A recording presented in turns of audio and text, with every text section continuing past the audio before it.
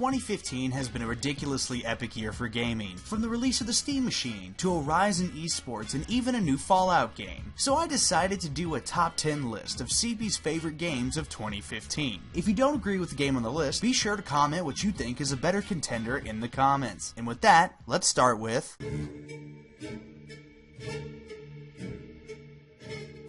If you like Warhammer, XCOM-esque persistent gameplay, and turn-based battles, then chances are you're going to really enjoy Mordheim. The basis of the game is you explore the ruins of a decimated, trap-filled Mordheim looking for valuable loot without being viciously murdered by evil curses or pissed-off ratmen. You've got multiplayer, and a campaign for each faction with mercs who gain skills and attributes, and should you lose too often, there is actually persistent death. With 4 different factions incorporating vicious Skaven, merciless chaos cultists, priestly battle nuns, and dusty human mercenaries, there's plenty of faction variety to choose from. Add in addicting gameplay with additional content on the way, I imagine I'm going to be playing Mordheim for a good while to come.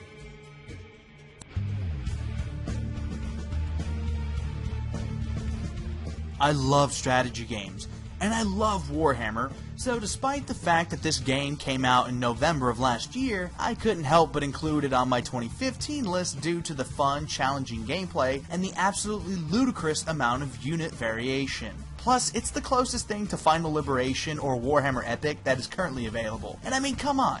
Who doesn't want to follow the exploits of Commissar and that pesky warlord Gazkul Mag Uruk Thraka? Seriously though, as far as war games go, this is a pretty simple one to learn with a decent story and some addicting gameplay. Okay, yes, this is another iffy one on the list, but I absolutely loved this game when I was a kid. And seeing that it had an HD edition that came out earlier this year, with actual balancing updates and large map sizes, I couldn't help but pick it up in a heartbeat, and include it on the list. For those unfamiliar to Seven Kingdoms, it's basically a mix of real-time strategy games like Age of Empires 2, with a touch of Civilization's 4X gameplay and diplomacy. I mean, you can conquer whole kingdoms in this game without even having to fight a battle, assuming you've got some deep pockets and damn good spies, that is. You can also play as a bestial race of monsters who grows their economy by taking on human slaves and breeding more monsters by killing things. I mean, come on, how badass is that?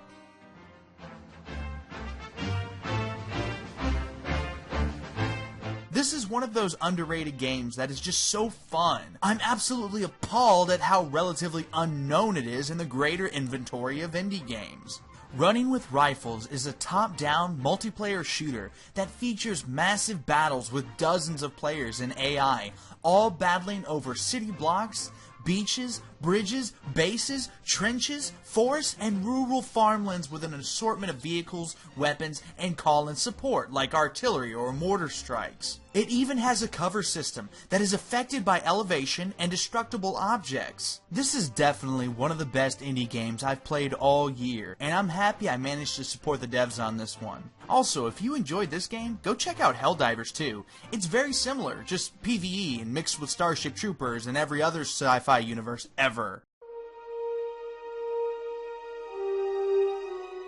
Who doesn't like Galactic Civilizations 2? But not counting those who haven't heard of it, mind you. This series of games was the closest I've ever seen to a worthy Masters of Orion 2 sequel. Now, imagine if you took a bit of Civilization, added in some Star Trek, pop culture references, and dashed a bit of humor, you've basically got Galactic Civilizations. While Gal Civ 3 didn't strive to break the mold of its predecessor, it proves that it didn't really have to. Just add more content, more customization, and a new paint job, and bam! You still have a good 4X turn-based space game that just sucks up dozens, if not hundreds of hours worth of your life. Go buy it. It's fun.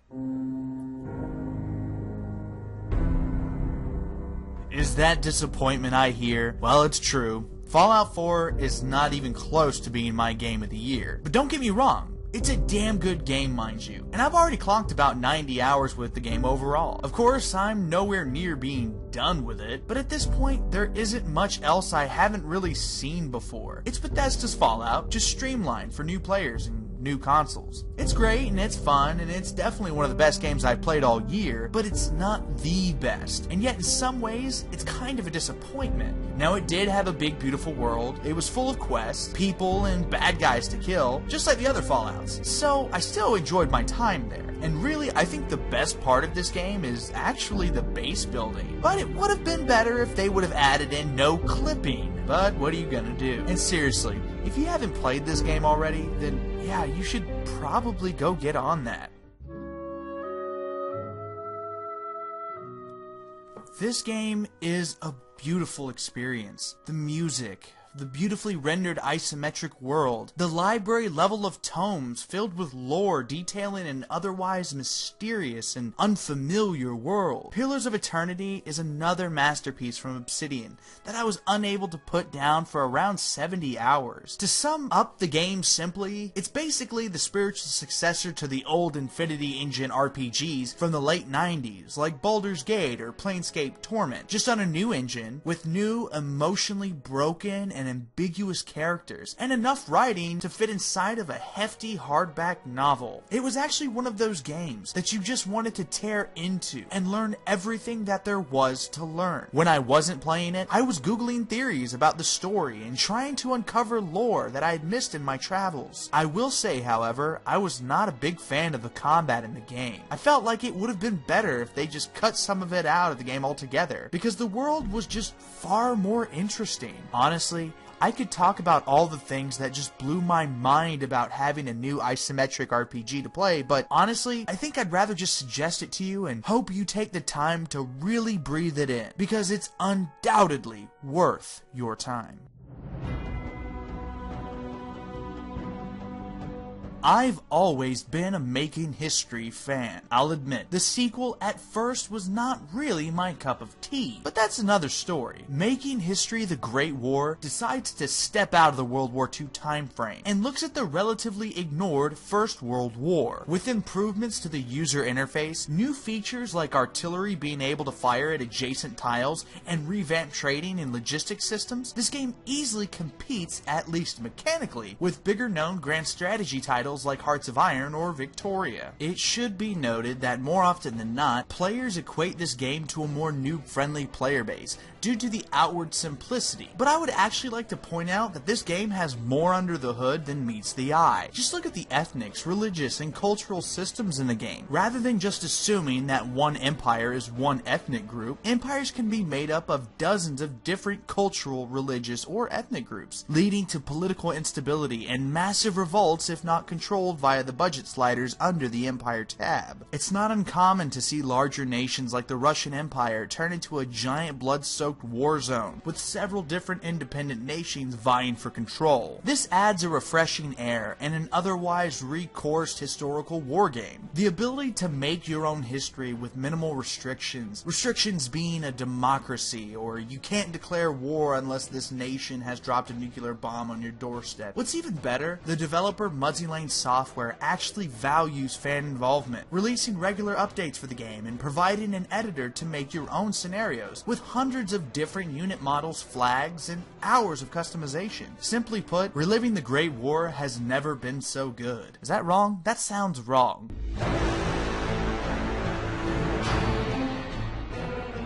I've got to admit, this game is an absolute blast. The combat is meaty and satisfying, the characters are diverse enough to not feel redundant, the levels are memorable and fun to replay, and most importantly, it feels great to cut through hundreds of Skaven. Like, seriously, I could pretty much do this all day long. If you want more on my thoughts on this game, just check out my review for it, because I would spend way too much time just lapping up the meaty bits this Left 4 Dead clone just dishes out. Yeah, that's right, that statement sounded super gross.